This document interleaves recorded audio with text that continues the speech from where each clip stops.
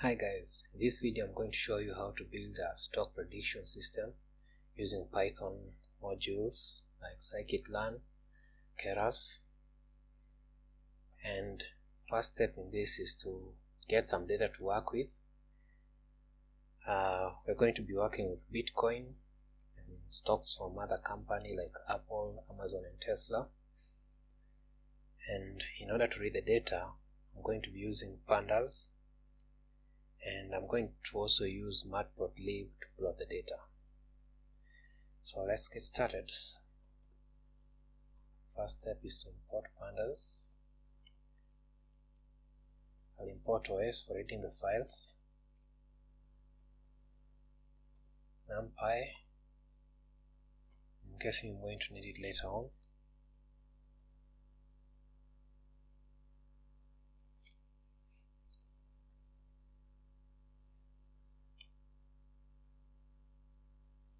so matplotlib pyplot is what you use for plotting, even though Pandas actually you can plot using .plot.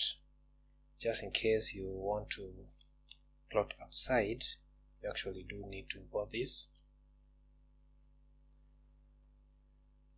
And if you want to change the default plotting logic, you may find it useful to use it this way.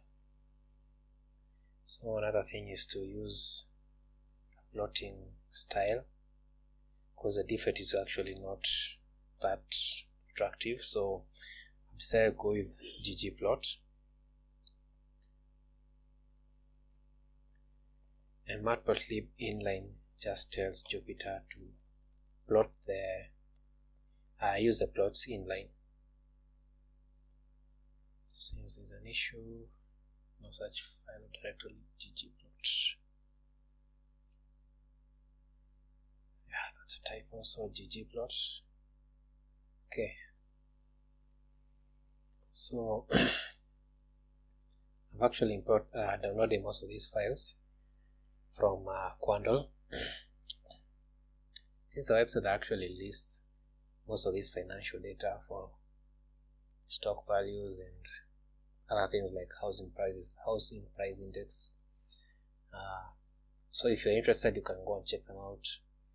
They offer most of these data sets for free, but if you actually have a business logic to it, you can actually find premium data sets which have more fine-grained information in them.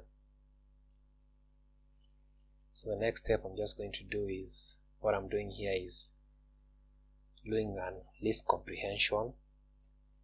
I've saved most of this data in a folder called data, so I'm just saying for all the files within this folder,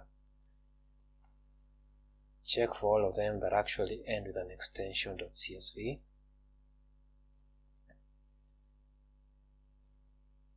Just to check sure that everything is working okay, I'm going to print all the file names.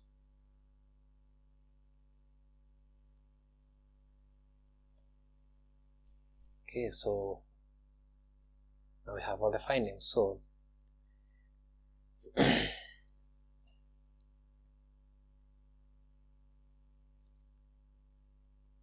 just going to do this so that I can get and just copy paste this when I want to read the files. So df, meaning data frame, using pandas, read CSV file from this location.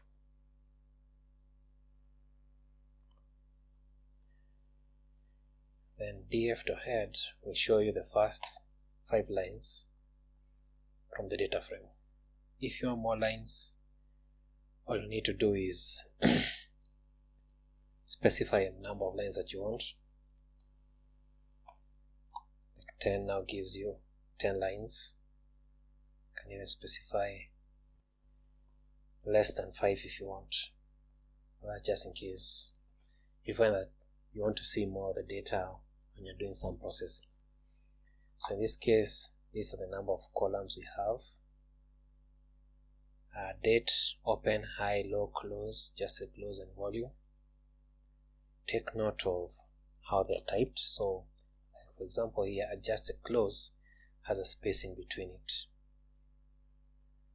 When you're referencing this inside Pandas, you're going to need to specify the name as it looks here, and it is case sensitive, so that's why I'd recommend take a keen look of how the names are spelled.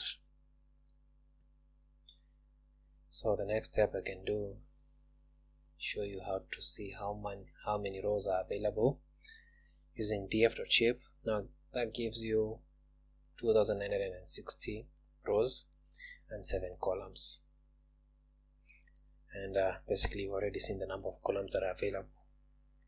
So to plot, all you need to do is df to plot, specify the kind of plot. In this case we're using a line plot, which is the most intuitive for data plotting.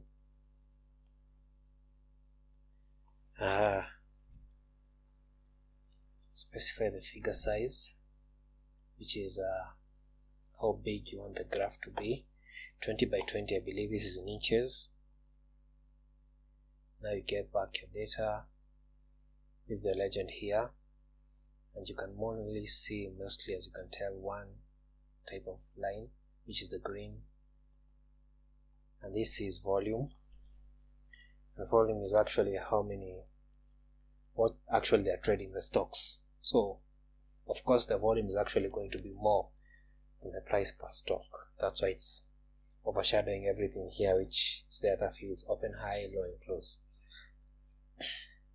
So open is the opening price of the day, high is the highest price of the day, low is the lowest price of the day, and close is the closing price of the day. Adjusted close means if in between the day they decided to give incentives to investors to buy more stocks by dividing the stocks, for example, into 2 or 4, basically making the price per stock decrease by half or a quarter, respectively. That's actually how you'd see adjusted close change based on this ratio. So the important thing here is we don't need to view volume, because it's always going to be larger than everything else. So you can plot everything except the volume.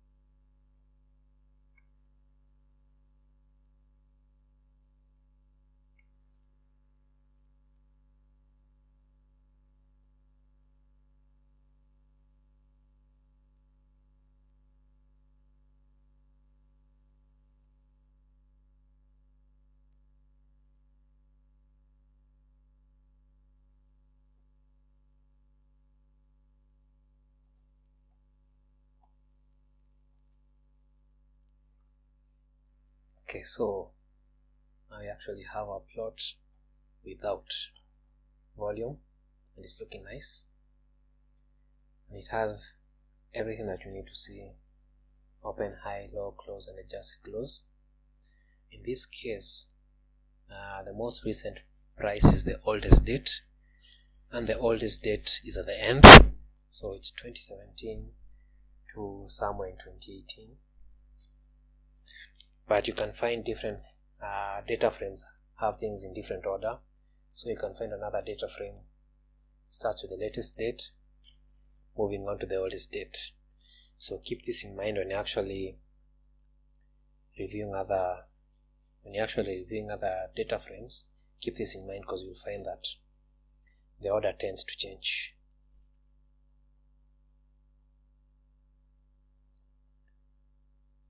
So I'll just load in the next one.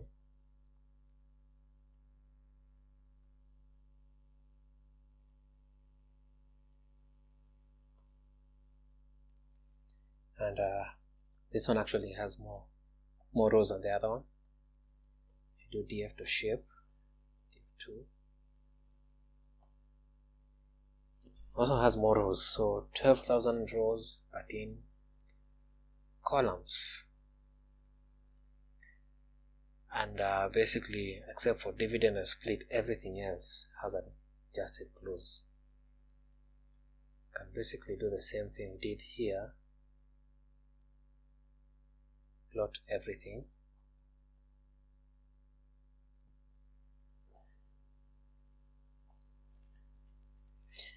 And get volume overwhelming everything else, but at least try and see the trend of the volume first. So as you can tell, this one, the most recent date is on the left, and the oldest date is on the right. And the volume basically increases with time. And you can take second type of graph, plot it here. In fact, we can just leave out adjusted close for now, because what you're mostly interested is in open, high, low, and close. So with this, you can tell open, high, low, and close have mostly merged into one thing. You can see like somewhere around here there's some blue which stands for high, but the variation is so small that it's hard to tell one apart from the other. And that's not something that's supposed to take you by surprise.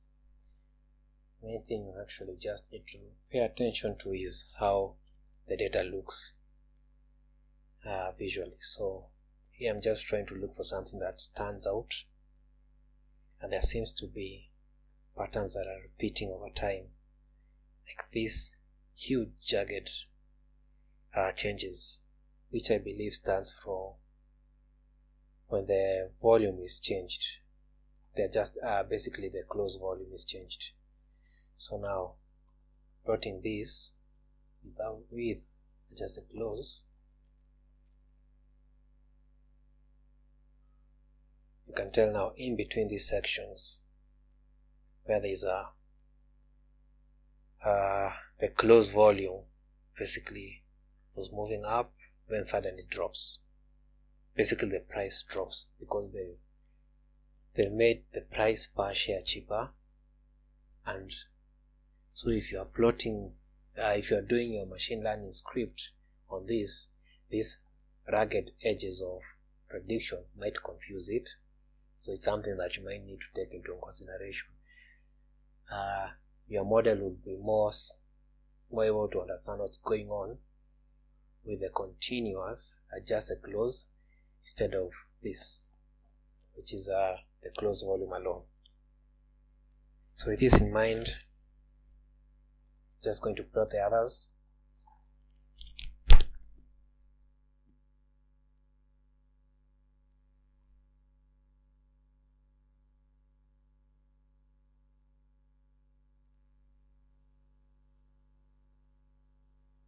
So this is the next one, which is pd.read csv EOD. So checking out the head, same case scenario, similar to the last one. So this also has a lot of information, and I bet it also has a lot more rows. So this is usually how I do things. So I just plot all of them together, get a feel of what's going on.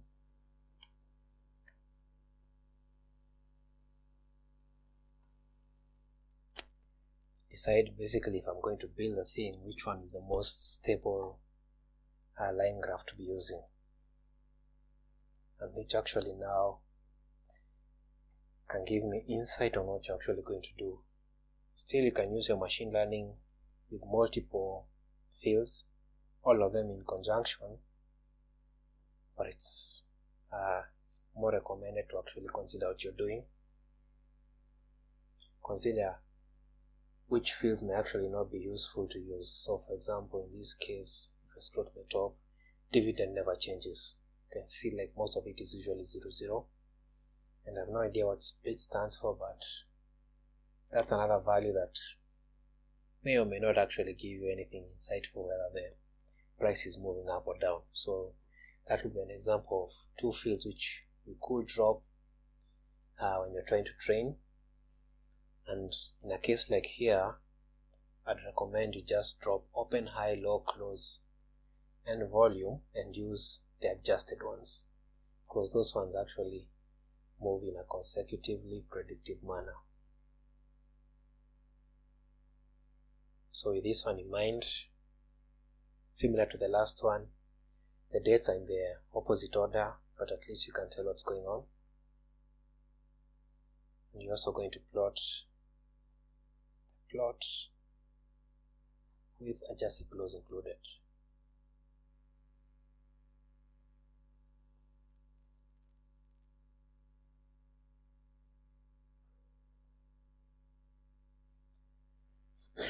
So as you can tell, there are these jarring lines. Like for example, here. Basically, any point where you can tell the price just suddenly drops in a vertical manner, it's because there's been an adjusted close.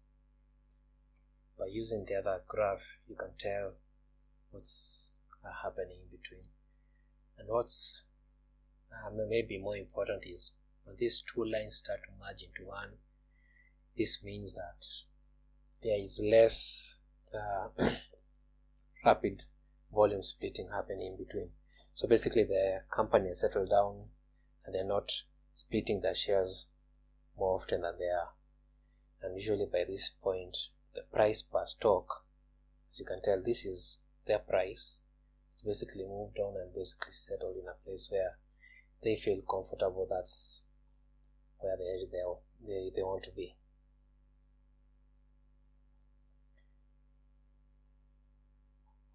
So this one was EOD.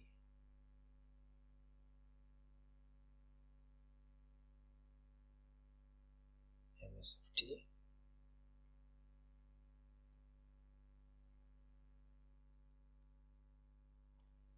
Next one is Bitcoin daily. So what I usually do is just increment the name of the data from just DF456 and so on.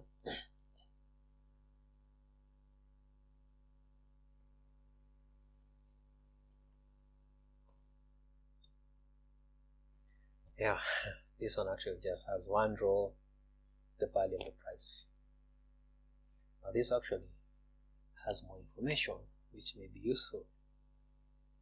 As you should be able to tell here, let me just do a larger head. It's moving per minute. So 922, 923, 924, 925, these are the price per minute during the day. And this will give you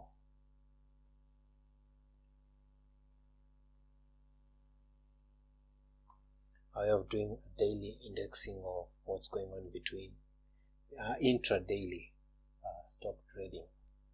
So if your model is about to predict that in between the day the price is about to jump with $20-50 or so, that's a good time to take advantage of that. Because the price has rose, your value has increased, so you need to sell the stocks. If it decrease, you buy stocks and so on. So basically, if you're not the long time kind of investor who you're looking for, period of time where your stocks values are increasing, then you sell after a period of time, but you prefer to target in between times. This is one of the kind of the data models that actually will be useful for you. So plotting this with just using the same method.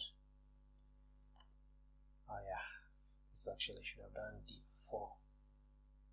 So there's actually less data here. That's okay. I still use it.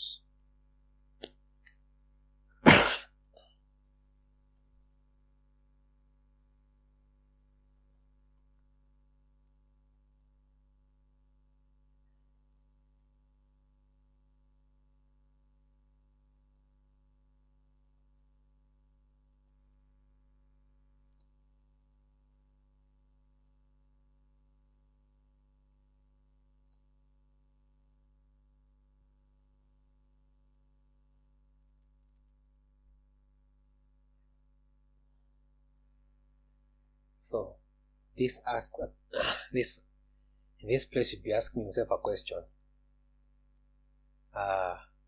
This graph gives you the plot of the price of Bitcoin between 9:22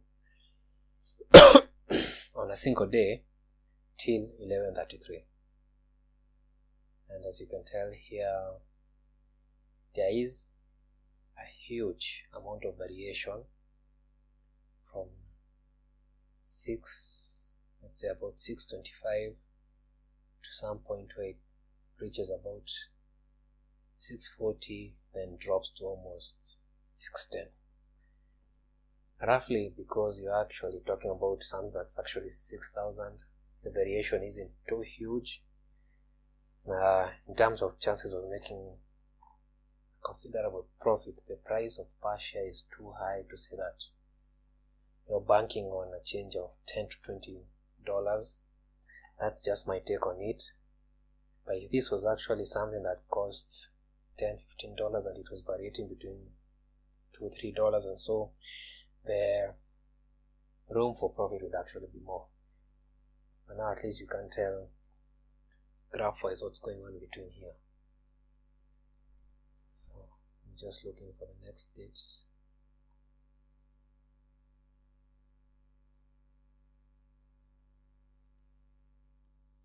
Data frame, so data frame number 5, so that's df5 pd.read csv file name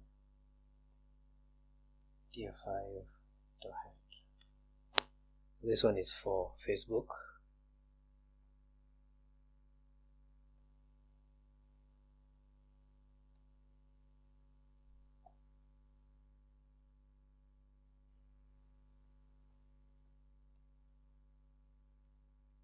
There seems to be a good amount of data here, so let's just go with it, plot everything that's there for starters. Specify the type of graph. It's going to be on the x-axis, figure size. So without specifying the y-axis, it's just going to pick all the remaining columns and total of them. So at least now I can tell roughly how the volume has been moving over time from 2012 to 2017. There's been some random spikes, but more or less feels constant, so just going to go with that. So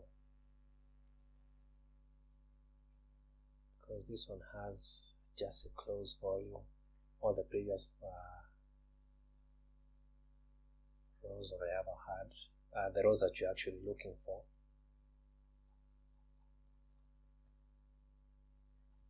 Just follow suit about it. I already noted that just a close has a space in between instead of a comma and underscore, so I'm just going to use that. Here I'm looking for what's been happening between adjusted close and close to tell me whether the stocks are being split haphazardly in a sense.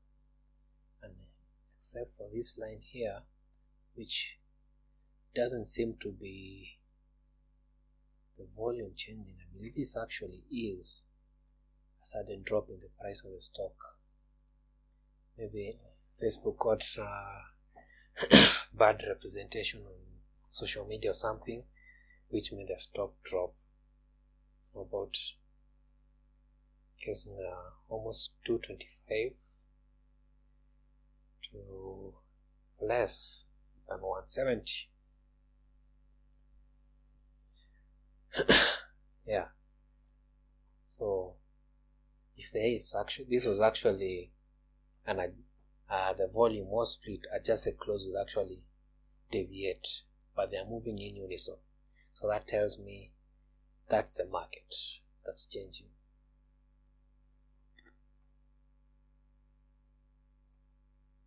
So I'm going to try out the next data frame.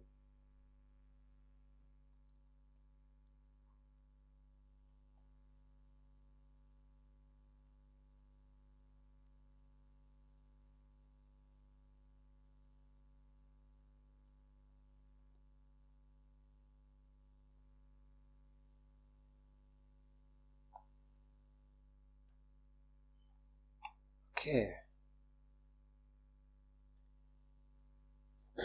Always remember to check the shape so you can tell at least how much data you have to work with.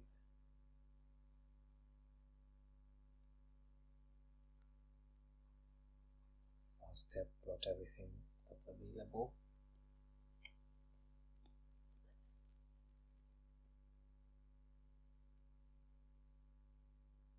You're looking at data from 1962 to 2018. So this is an old company.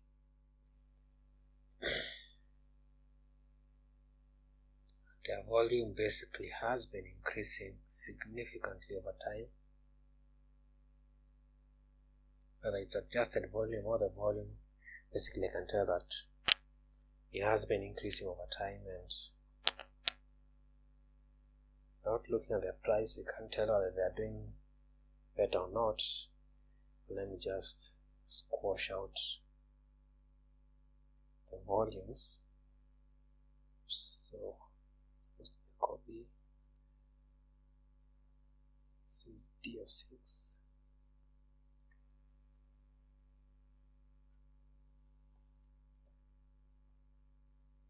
Underscore.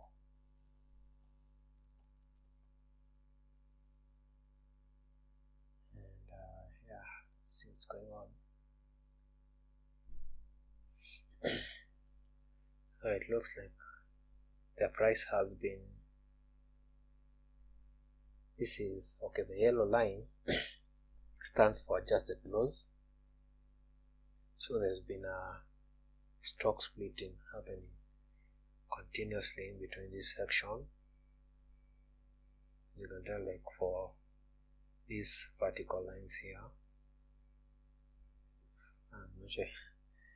Okay, so somewhere now past in between, I can't tell which year we are talking on here, but somewhere in between this section here, the lines now start getting closer and closer to each other. So now with that in mind, the price is moving up, which is the important part, and they're doing less stock splitting. So that can maybe indirectly tell you that, and trying less to entice investors, and they are more stable on the market. If I was supposed to deduce the reason why the stock splitting was decreasing.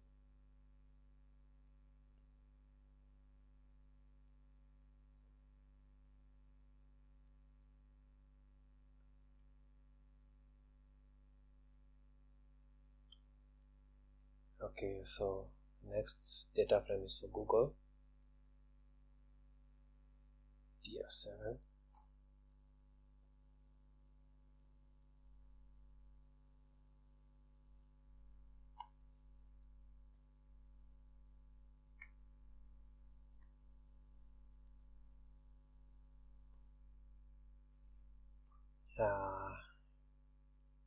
open, high, low, close, just volume. Everything's clean here, so just need to know the shape of the data. Looks good. So just want to plot first everything just to get a view how the volume has been trading over time. And it looks like at the beginning Google was seriously splitting its stocks. Then they calmed down, basically did less of that over time. Or they were buying stocks from other people. It's either one or the other.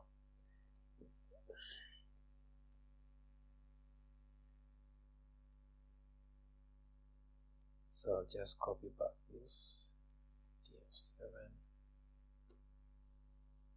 just to close the space.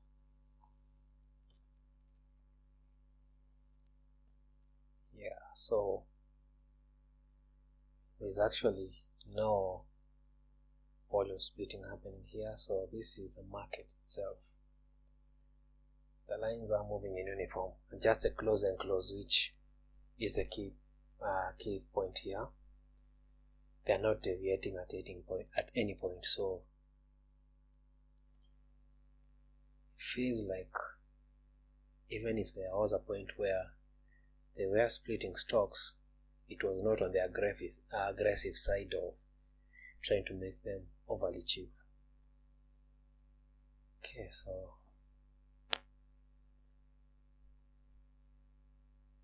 let me just look for the next one. Tesla.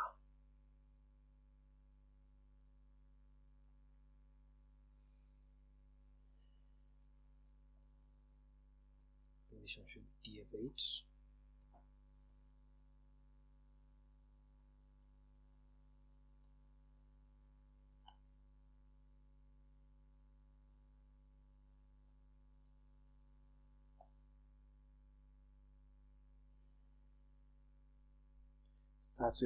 Starts from 2010.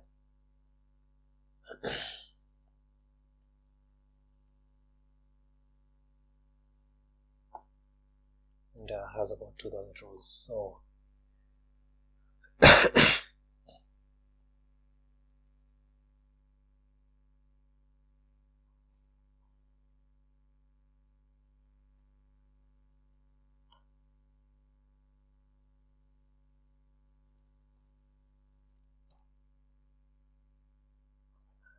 close adjusted volume.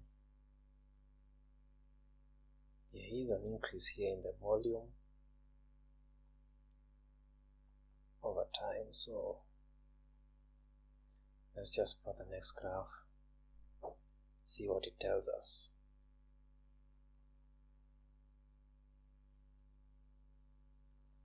What was happening in between 2013 and 2018. So it looks like this is in volume splitting. This is the value of their price increasing over time.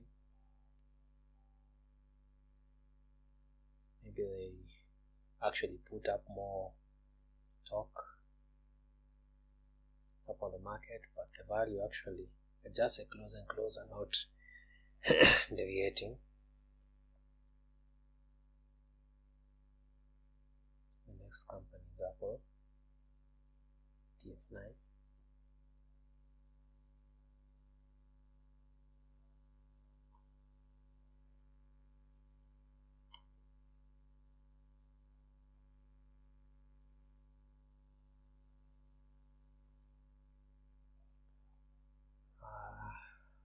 See now.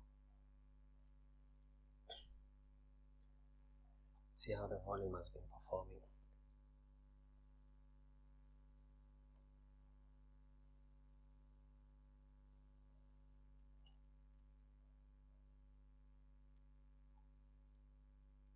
There's this single spike that stands out compared to the others, so that's a curious thing. So let's just plot the other graph, see if it can line up with this and basically tell you what's happening in between there.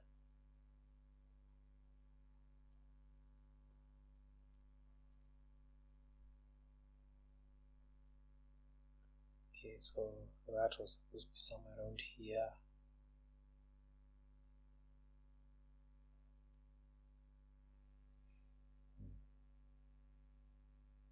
There's a drop in the price of the stocks, as you can tell between the two. This is the same for the adjusted close and the close value. So I believe in this period Apple wasn't doing too well. Maybe people are selling their stocks, really are basically bailing out. So compared to the spike of available stocks to trade in, that kind of hit a dump. Took a while to climb back up, and I've been climbing up ever since. So that's how I interpret this data. And there has been intersections where there was some stock splitting. That's why the two graphs split, basically deviate between each other. But on the up and up, they're just basically been doing well.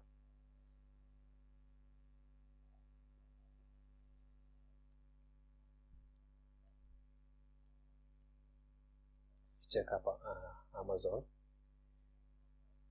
I think there isn't too many left. I think they are about maybe 4 so data frames.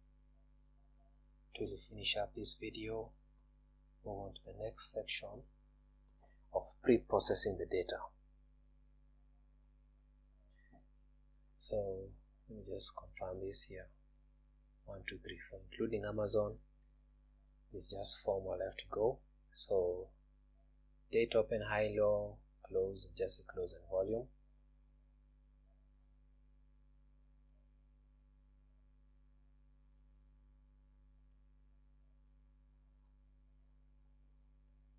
Plot this.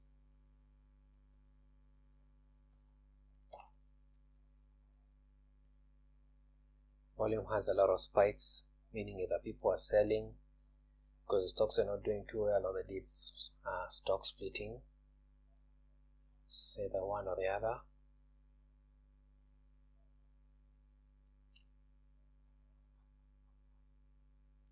So plotting this should give you the answer.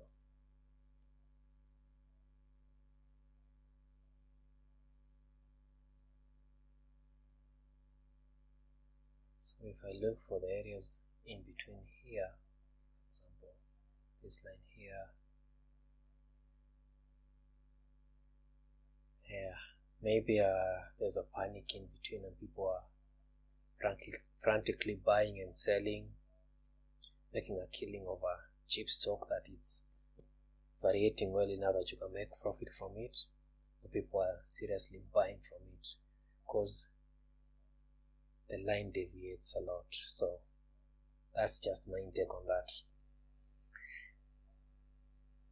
Thing is, just need to know only enough about what's going on to make a fairly good prediction system.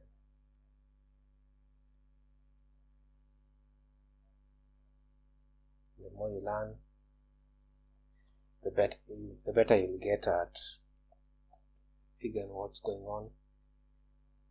Intuitively, just look at the graph, plotting it. If you add machine learning to it, you can have an automated tool that can do analysis and predictions for you, maybe even buy and sell stocks for you. There's actually an article that I read that said that a good amount of stock trading that's happening in Wall Street are done by bots, not by people. Bots that look at prices, figure out where there's a killing to be made, and buy and sell. So someone has gone into a lot of trouble to break down the finances, the financial logic of how a trader works, designed an algorithm that mimics best practice and just basically put somebody behind the screen to monitor whether it's doing what needs to be done. And if it's doing that 99% of the time, you're happy, you're making a profit. You just need to catch it when it's missed something, let's say that 1% of the time. And you just need to basically turn it off or tell it to adjust its settings to match what's going on. So with this in mind, let's now plot the whole volume.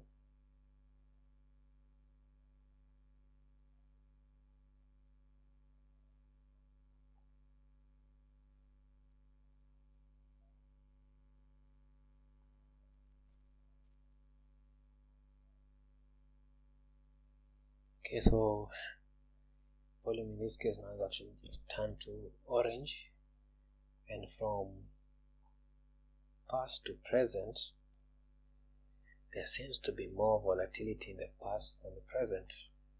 This is for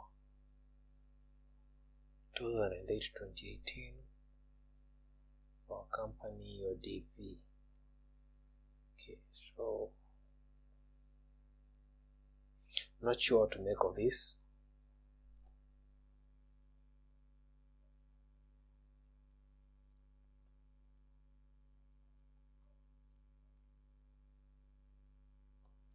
Let's see what this says. Yeah. Just a close with an underscore.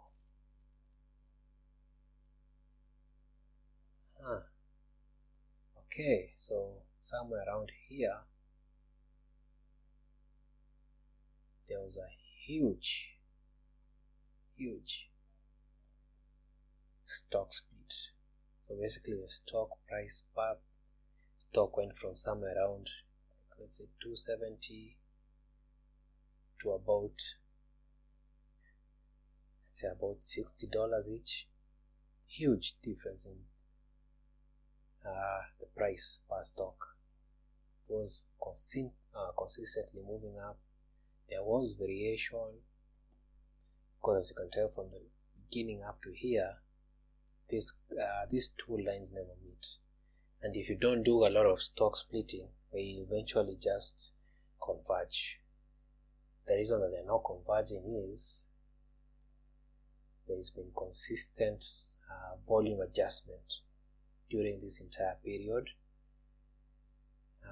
Then eventually at a certain point they did this, and then basically stopped going crazy with the volume adjustment. That matches nicely with this, and then basically the silence comes somewhere around here.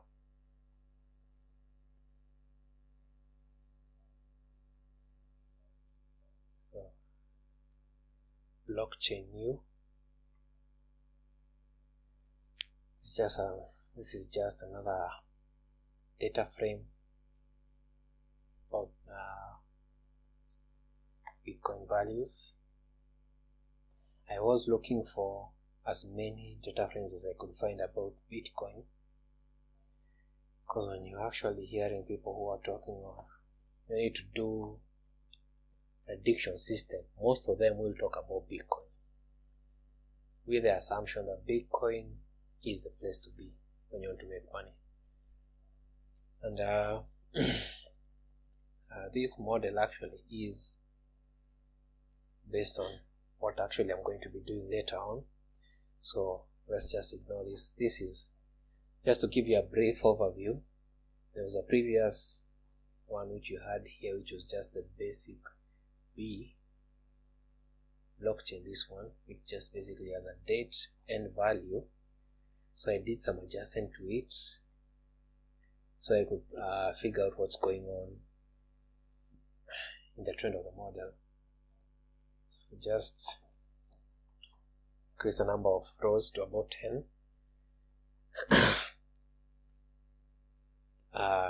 There's just one price, just there. Okay, D of 12. There's just one price, that is the value of the price. Drop 7 just means how many times in the last 7 days has the price gone up? I mean gone down. Drop 7 means in the last 7 days, how many times has the price gone down? Up 7 means in the last 7 days, how many times has the price gone up? So here you can tell 4 days it went up, 2 days it went down, because that doesn't tally. Up to 7 means there was a day that the price remained stagnant, so 1 day was lost in the mathematical calculation. Minimum 7 is the minimum value in the last 7 days. Maximum 7, the maximum value in the last 7 days. Mean 7 is the average of the last 7 days. Mean change 7. This is the mean of the last 7 days averaged again. Yeah. And change is a change here between the two. So wait, I believe change might be this minus this. No, max, yeah. Yeah. I need to review the code and just confirm what's going on with the mean change and mean change 7 and change 7. But the cool thing is, once you're done with this, all you need to do is put up a function. You just give it a data frame, it does the calculations for you, spits out a data frame for you that already has all the things that you need. Then you can build a model that can start with something as small as a data frame with 1 row of a value, looks for pattern within that single row, and then tries to predict. Like you can tell here, prediction minus 2, 2, 2, 2, and 1 is trying to tell, is the price more likely to, minus 2 means, okay, 0 means things are on a stagnant note. It's basically 50-50 chance. Things may go up and down. 1 means there's a higher chance it's actually going to go good. I'd bet on that. 2 means the things are pointing to really good, so you should buy more. Minus 1 means things are going bad, so lean more on taking out if you've actually put too much in the stocks, consider start taking them out slowly. Consider if things are going bad. Minus 2 means you should be pulling out hard, in my own opinion. That's why these figures are supposed to tell you that there's a trend of things are going down consistently.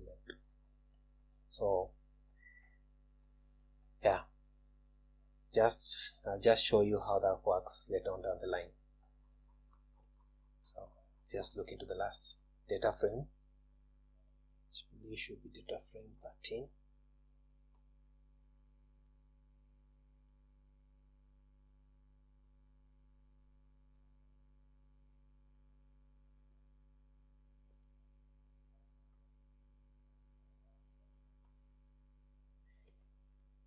Open, high, low, close, adjusted, close, and volume. So finish this off, we just do what we did with the other models. First, you have to check the shape.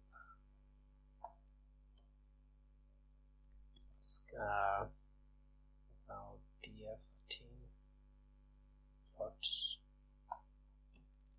show me the volume. With some sharp edges, and you're looking at 2012 to 2018.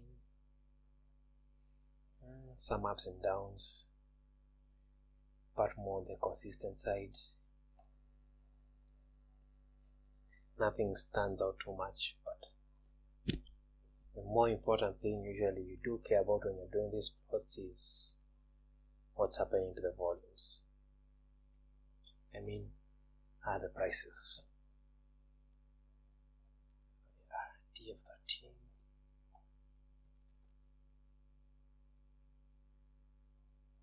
So no stock splits happening. This was supposed to be Netflix. Yeah, Netflix has not been doing a lot of stock splitting, though there are some points, as you can tell here, where the graph kind of just sticks out, but not too much. More or less, it's been on a consistent edge, and things have been on the up and up for them. So from somewhere to the low versions of 20s to above 400 per stock value in a few couple of years, from 2013 to 2018.